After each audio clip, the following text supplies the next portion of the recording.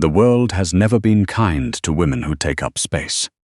Genevieve Stroud had learned that lesson early, and she had learned it well. By 29, she had turned invisibility into a survival skill so refined it bordered on art form. She wore it like a second skin, the oversized oatmeal cardigans that swallowed her plus-sized frame. The thick-framed reading glasses she had chosen deliberately for their unflattering weight. The dark brown hair wound into such a severe knot at the nape of her neck that it seemed designed to argue against itself. Nobody on the upper floors of Mercer Fine Art, one of Chicago's most prestigious private auction houses, thought about Genevieve much. She was the provenance researcher, the woman who lived inside boxes of century-old shipping manifests, wartime transit papers, and auction catalogs in 4 languages, useful, quiet, easy to forget. Courtney Albright, Mercer's senior client liaison, had a particular talent for forgetting. She dropped a thick stack of authentication binders onto Genevieve's archive desk without looking at her, the way a person sets down groceries without thanking the bag. The Varela collection files need a full provenance cross-check by noon, Courtney announced, examining her manicure with focused interest. Morris pushed the timeline up, something about impressing the client. She was already walking away, and tried to be less archivy about the presentation this time. Not everything needs 17 footnotes, Jen. Genevieve said nothing. She pulled the top binder toward her and opened it. She had 17 footnotes, because 17 footnotes were sometimes the difference between a $40 million painting and an extremely expensive fraud. The Varela collection was extraordinary on its surface. 23 works spanning Modigliani, Soutine, and early Picasso, assembled over 3 decades and valued collectively at approximately $260 million. The lot was scheduled for private auction in 4 days. Genevieve began cross-referencing ownership chains the way she always did, methodically, without ego, following the paperwork wherever it led. She was on the 7th piece, a Modigliani nude from 1918, when something pulled at the back of her mind like a thread caught on a nail. The transit documentation for the painting's wartime transfer was stamped by the Paris Municipal Authority in October 1943. The stamp itself was period correct. The ink oxidation was consistent. But the paper, she leaned closer, pulling her magnifying glass from the top drawer. The paper's fiber composition told a different story. The cellulose degradation was wrong by at least 20 years. Whoever had forged this document had done extraordinary work. But they had sourced their paper from a batch produced no earlier than the mid-1960s. The Modigliani was a forgery. Not just any forgery, one that had already cleared 3 independent authentication houses before landing on her desk. The greater problem, the one that settled in Genevieve's chest like cold water filling a room, was this: Hugo Varela was not simply a collector. She had understood this for 2 years, in the quiet, accumulating way that archivists understand things. Through the building's biometric locks, the signal dampening on the archive floor, the particular efficiency with which certain acquisition records were stored in a way designed to be found only if someone knew exactly where to look. The Varela Group's reach through Chicago's financial structures was too precise, too deliberate to be ordinary wealth management. Bringing a fraudulent provenance document to Hugo Varela's attention was not a career risk. It was something significantly more serious. The energy on Mercer's main floor shifted before anyone announced him. Genevieve felt it through the floor, the particular silence that falls when a room full of people collectively decides to become smaller. She looked up through the narrow archive window. Hugo Varela moved through the gallery the way weather moves, without permission, without announcement, occupying space so completely that everything else arranged itself around him. He was tall, broad-shouldered inside a charcoal suit cut with surgical precision, dark hair shot through with silver at the temples, and a face assembled specifically for the purpose of making people feel they had already lost whatever they were about to attempt. Beside him walked a leaner, younger man with close-cropped hair and the watchful eyes of someone paid to notice exits. Morris Aldgate, her direct supervisor, emerged from his office wearing the particular shade of pale that suggested his blood pressure had just made a unilateral decision. He spotted Genevieve through the archive window. Their eyes met. He mouthed 2 words. She could read lips. She had learned to. People said interesting things when they thought you were furniture. Get in. Within 90 seconds, Morris was at her door. The authentication binders. The full Varela set. You're delivering them to the executive presentation room. His voice had the compressed quality of a man breathing around his own panic. Walk in, set them on the table, walk out. 30 seconds. Morris, I'm the provenance researcher. I don't present to. He asked for the documentation, and I need someone who isn't going to shake the binders out of their own hands. His eyes skipped to the executive hallway and back, and the calculation behind them was visible and ugly. You won't register. He won't see you. You're the right choice, Genevieve. In and out. She looked at the binders on her desk. She looked at the flagged provenance document she hadn't yet decided what to do with. Then, she gathered the full authentication set, tucked the files under her arm, and walked out of the archive. Courtney, passing in the hallway with a tablet, gave her a small, surprised smile. The kind that meant, good luck with that. The executive presentation room at Mercer occupied the building's northeastern corner, floor-to-ceiling windows overlooking Lake Michigan. Genevieve pushed the heavy door open and stepped inside. Hugo Varela was standing at the window with his back to her, one hand in his pocket, studying the water with the patience of a man who had never needed to rush anything. His associate was seated at the table and looked up immediately when she entered. She kept her gaze on the polished surface. She set the binders down in a precise stack, spines aligned. The full provenance and authentication documentation for the Varela collection, Mr. Varela. 23 pieces, cross-referenced against the International Registry, and 3 independent auction records. Her voice came out even. She was mildly astonished by this. She turned toward the door. Wait. The word was quiet.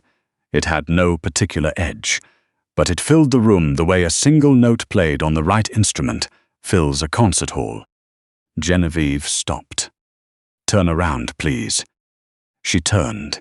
She kept her chin level. She did not look at the floor, though everything in her muscle memory was pulling her there. Hugo Varela had moved from the window without her hearing him. He was closer than she expected, and he was looking at her with an attention so focused and unhurried that it felt less like being seen and more like being read. Not her cardigan or her practical shoes or the knot doing its best to suggest her hair was unremarkable. Something behind all of that. Your name, he said. Genevieve Stroud. I work in the archive. An archivist. He seemed to be filing something away. Morris Aldgate sent you instead of bringing the documentation himself. Why? There was a version of this answer that was safe and vague. Genevieve heard it in her head and discarded it. Standing in the atmospheric pressure of this room, platitudes felt like a small and stupid kind of risk. Because he was frightened, she said, and because he believed that someone with she paused one beat. Appearance would not constitute a notable presence. He thought you wouldn't look at me. The associate at the table made a sound that was not quite a laugh. Hugo silenced it with a look that didn't move his face at all. The authentication files, Hugo said. You compiled these yourself? Cross-referenced them. The base authentication came from 3 external houses. My role was provenance verification. And did you find anything worth noting? The weight of the forged document in the binder she had just set down shifted against her awareness. She could play the version of herself who had done the job, handed over the papers, and walked back to the archive to be forgotten by morning. She was very practiced at that version. But 2 years of being told, implicitly and explicitly, that she was valuable precisely because she was ignorable, all of it coalesced into something that was not anger so much as clarity. P7, Genevieve said, the Modigliani nude. The provenance documentation for the 1943 wartime transit is a forgery. The paper stock postdates the claimed transfer by approximately 22 years. The authentication stamp is accurate, the ink is accurate, but the material substrate is wrong. Whoever produced the document sourced paper from a batch manufactured no earlier than 1965. She held his gaze steadily. The painting itself may be authentic, but the chain of custody cannot be legally defended. The room went very still. The associate set his phone down. Hugo walked to the table, opened the 7th binder to the flagged section, and read for 30 seconds. He closed it. "How long did it take you?" he said. "To identify it? 40 minutes. The cellulose degradation was the tell. It requires magnification and some familiarity with post-war paper production in the French municipal sector." Something moved behind his eyes.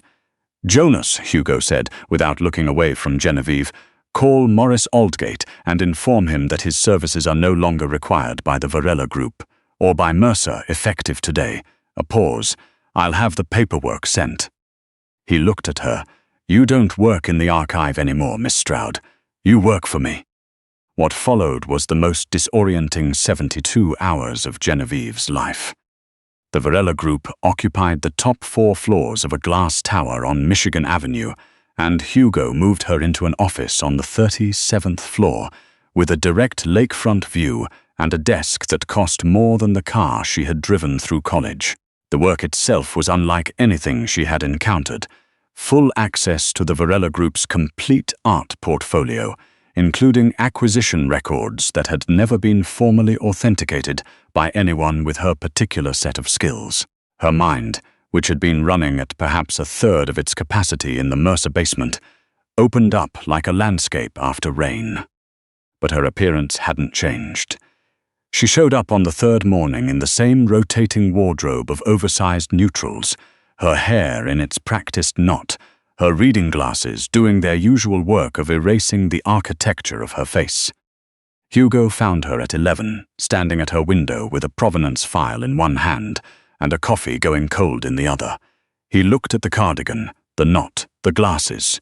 He said nothing for a moment. "You're hiding again." Genevieve turned. "I'm dressed for work." "You're dressed to disappear." He crossed the room and stood beside her, looking out at the lake rather than at her, which paradoxically made it easier to breathe. The woman who identified a forged provenance document that passed 3 independent authentication houses in 40 minutes with a magnifying glass does not get to disappear. Not here. He picked up the desk phone and said 2 words into it. 20 minutes later, a woman named Sutton arrived with 2 assistants and a rolling rack of clothing. Sutton ran the most exclusive private styling practice in Chicago. Genevieve recognized her from a magazine profile she'd read in a waiting room 2 years ago. "I don't need," Genevieve began. "She dresses the way she does because the world taught her it was safer," Hugo said from the doorway, with a directness that landed somewhere below her collarbone. "Don't change her. Change what the room understands about her when she walks into it. She is the most valuable person in this organization. Dress her accordingly." Sutton looked at Genevieve with quick, assessing eyes, then nodded. "I know exactly what to do."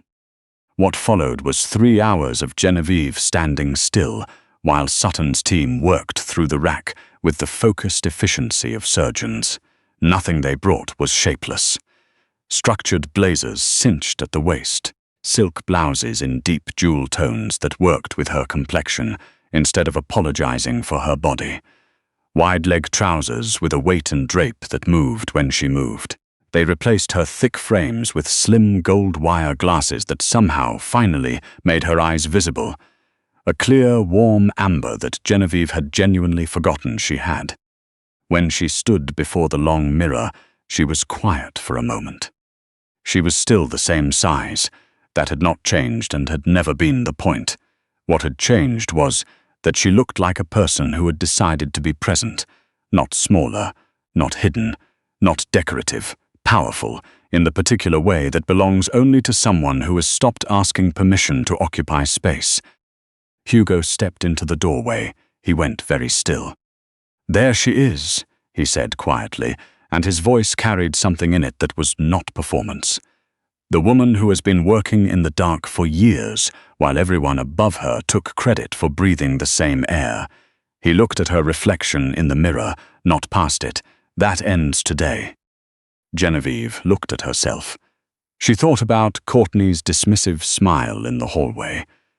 She thought about Morris calculating that she was safe to send in because she wouldn't register as a person worth noticing.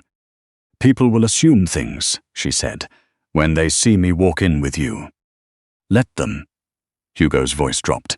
"Anyone in this city who looks at you with anything less than full attention will find that I correct that impression personally. You have my word, Genevieve." 3 days later, Hugo took her to a private dinner at the Langham Hotel. Dinner was a polite description.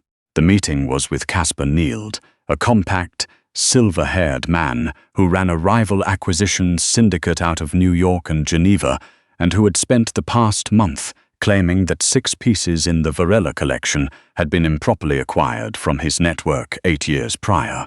He arrived with 2 attorneys and a thick folio of ownership documentation, and the practiced confidence of someone accustomed to winning before the conversation started. He smiled at Genevieve when Hugo introduced her, then smoothly let his eyes slide past her to Hugo. "Your advisor." "My partner," Hugo said, and pulled out the chair at the head of the table for her.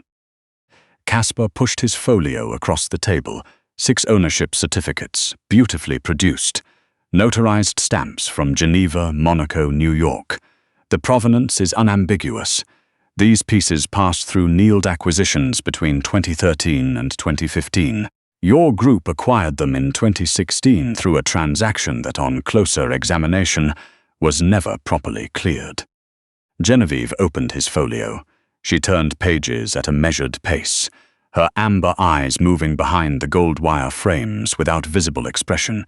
After 2 minutes of silence so complete that Caspar's attorneys had begun to shift in their chairs, she looked up. "Mr. Neild, the notarization stamps on your Geneva certificates are from the Cantonal Office of Commerce on Avenue de Rumine. The correct address for that office in 2014, when these stamps were allegedly applied, was Rue de la Paix 6. The office didn't relocate to Avenue de Rumine until March 2017. She turned the page. Every certificate in this folio was backdated. You haven't held title to any of these pieces at any point. She looked at him with the same calm she used to describe paper fiber composition to nobody in particular in an empty archive. I also note that Neild Acquisitions tax filings for 2013 through 2015, a matter of public record with the New York State Department of Taxation, show no income consistent with acquiring assets in this value range. You didn't buy them. These documents don't say what you've represented them to say." She closed the folio and set it aside. "I'd recommend withdrawing the claim before it requires a different kind of conversation." Caspar Neild's expression moved through several phases and settled somewhere between controlled fury and the slow comprehension that he had significantly miscalculated the room. Hugo leaned back in his chair and said nothing at all. His expression was the particular kind of satisfied that has no need to announce itself. The threat, when it arrived, was internal, as the worst ones always are. Genevieve had been at her desk past midnight, running a routine audit of the Varela Group's acquisition records, when she found the discrepancy. A recurring variance in the insurance valuations for 6 pieces that had cycled through the collection and been recorded as sold at private auction. The public record showed the expected numbers. The internal acquisition ledger showed something different. She pulled the thread. It unraveled quickly. Lennox Pryor, Hugo's head of acquisitions and a 15-year fixture of the organization, had been running a substitution scheme. Authenticated originals leaving the collection, replaced by high-quality forgeries that passed standard assessment. The originals were surfacing in a private sale channel connected. She cross-referenced the shell company registration dates twice to be certain, to Caspar Neild's Geneva operation. Lennox wasn't just stealing. He was funneling Hugo's most valuable assets directly to the man who had just tried to take the entire Varela collection through a fraudulent ownership claim. Hugo came to her office at 12:30, having seen her light from the hallway. He took one look at the screens, at her face, and sat down. She walked him through it without softening any of it. He listened without interrupting. When she finished, a muscle at the corner of his jaw had tightened to the point she could see it from across the desk. "Lennox has been with this organization since before I ran it," he said. "The routing pattern goes back 31 months, Genevieve said. 17 pieces have been substituted. The forgeries are good enough to pass the standard insurance assessment. They wouldn't survive the kind of examination I run." She brought up the final number. "At current market, you're missing approximately $94 million in assets, and Caspar Neild has them." Hugo was silent for 10 seconds. Then he reached for his phone. What neither of them knew was that Lennox had installed a monitoring flag on the internal audit system. He had known she was pulling the acquisition records within minutes of her starting, and Caspar Neild, who had been waiting for exactly this contingency, had already moved his response into position. The lights went out. The building's backup power engaged 4 seconds later. 4 seconds of complete darkness, and the sound of the emergency stairwell door at the end of the hallway hitting the wall with the weight of people who had no interest in being quiet about it. Hugo pulled her out of the desk chair and down behind the credenza against the interior wall without a word, his body between her and the door, his hand finding hers in the dark with a certainty that felt like it had always known where to go. "Stay low," he said against her ear. "Stay close." 3 men came through the office door. They moved with the deliberate sweep of people who had done this before, flashlights cutting across the room in a pattern that was going to find them in approximately 8 seconds. Genevieve's mind did what it always did under pressure. It inventoried. She knew this office. She knew exactly where everything was, because she had requested the specific layout when she moved in. The east wall shelving held archive boxes. The archive boxes held acid-free folders, metal binder clips, and in the bottom left corner, because she had specifically asked facilities to install it, a fire suppression override panel for the server room next door. The server room that ran the building's internal camera array.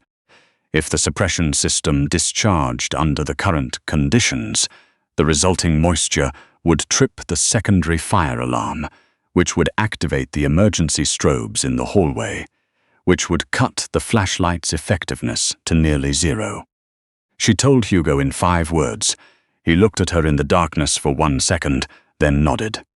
She moved along the interior wall while Hugo created a controlled distraction, a deliberate movement toward the far window, just enough sound to pull 2 of the 3 flashlight beams in his direction. Genevieve reached the shelving unit, found the panel by touch alone. The suppression override was a physical lever, not a digital switch. She had specified that when requisitioning the installation, because digital systems have failure modes, and she had always preferred redundancy. She pulled it. The server room discharged with a sound like a pressurized exhale, and the moisture bloom triggered the secondary alarm, and the hallway filled with the strobing white light of the emergency system. In the confusion, 3 seconds, 4 at most, Hugo moved. She didn't watch, she heard it, brief, efficient, and conclusive. Jonas and 2 members of the security team were in the doorway within the minute. "Lennox," Hugo said. "Detained," Jonas said. He tried to leave through the parking structure. Hugo crossed the office to where Genevieve was still standing beside the shelving unit, her hand still on the lever, her breathing controlled and deliberate. He cupped her face in both hands in the strobing emergency light, with a care that was entirely at odds with the preceding 3 minutes. "Are you hurt?" "No." He looked at her for a moment. You triggered the suppression system. It was the most efficient option available. Something moved through his expression, not quite a smile, but what lived in the same neighborhood. He pressed his forehead briefly against hers. Yes, he said quietly, it was. Casper Neild called a council meeting the following morning, operating on the assumption that the previous night had achieved its intended result. He presented himself to Chicago's 5 major acquisition networks as the natural authority to absorb the Varela Group's assets during what he framed, with measured sympathy, as a leadership crisis. The meeting was held at the Ritz-Carlton in a private dining room designed to make everyone at the table feel the decision had already been made. Hugo arrived with Genevieve, and every person in that room looked first at him and then at her. This plus-sized woman in a deep emerald dress, amber eyes clear behind gold wire frames, dark hair falling in unstructured waves over her shoulders, not hidden, not reduced. Fully, deliberately present in the way of someone who has stopped treating her own presence as an apology. Casper's composure bent slightly when he saw her. He recovered it quickly. "I'm glad you came," he told Hugo. "It will make the transition simpler." "There's no transition," Hugo said, and pulled out the chair at the head of the table for Genevieve. She opened the leather folio she had been carrying. She did not hurry. "Mr. Neild," she said, and her voice carried to every corner of the room without effort. "Over the past 31 months, your Geneva operation received 17 pieces from the Varela collection through a substitution scheme managed by Lennox Pryor. Those pieces are currently in warehousing in Zurich, held under 3 shell entities registered in the Cayman Islands." She turned a page. "I have identified all 3 entities, traced the ownership chain through 4 intermediary accounts, and at 6 this morning filed a complete documentation package with the FBI's Art Crime Team, Interpol's Works of Art Unit, and the Swiss Federal Office of Culture's Cultural Property Division." She looked up. The warehouses were flagged for inspection at 6 a.m. Central European Time. That was approximately 2 hours ago. Casper's hand moved toward his phone. Jonas, standing at the door, shook his head once. "Your accounts in Monaco and Gibraltar were frozen at the same time," Genevieve continued. In the same unhurried voice she used to describe paper fiber composition in an empty archive room. "The filing constitutes a full financial disclosure of the Neild operation across 9 jurisdictions.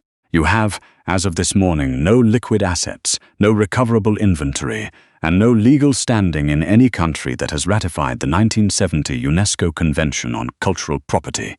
She closed the folio neatly and set it aside. "Which is to say, Mr. Neild, you have nothing." The room held a particular quality of silence. 2 of the other council representatives were already recalibrating, visibly and without embarrassment. Casper Neild had the look of a man watching a structure he had spent 30 years building settle quietly into the ground. He reached, finally, for the only thing left. "You don't know what you've set in motion." "I know exactly what I've set in motion," Genevieve said. "I did what I always do. I followed the paperwork." Hugo stood. He was not by nature a man who made gestures. The people in this room knew him as someone for whom action was sufficient and performance was unnecessary. What he did next was therefore not lost on anyone present. He took Genevieve's hand. In front of the most powerful figures in Chicago's acquisitions world, people who had, every one of them, looked through or past or around women who looked like her for their entire professional lives. Hugo Varela raised her hand and pressed his lips to her knuckles. "There is no Varela Group without this woman," he said. "Not to her, to the room. To everyone in it who had ever calculated that someone's visibility was determined by the size of their frame or the cut of their clothes or the square footage of space they were willing to occupy." She found what 3 professional authentication houses missed. She identified a 31-month theft scheme that would have dismantled this organization. She disassembled Casper Neild's entire financial structure overnight using a provenance file and a federal form. He looked across the table with the expression of a man who is not, under any circumstances, making a request. That is who she is. That is who she has always been. The only thing that has changed is that now you know it. Genevieve looked around the room, at the faces recalibrating in real time, at the empty chair where Caspar Neild had been sitting before Jonas escorted him out with the particular quiet efficiency that characterized everything in Hugo Varela's world. She looked at Hugo. For 29 years, she had made herself small, in the archive, in the margin, in the corner, with her magnifying glass and her 17 footnotes, taking up the least possible amount of space in the hope that the world would have less to comment on. She had mistaken endurance for survival. She had mistaken invisibility for safety. Neither had ever been enough. Neither had ever been the point. She squeezed Hugo's hand. She let herself take up exactly the space she occupied. No apology, no explanation, no performance of smallness for the comfort of people who had never deserved that gift from her. The woman who had spent a decade perfecting the art of disappearing had finally, irrevocably, decided she was done.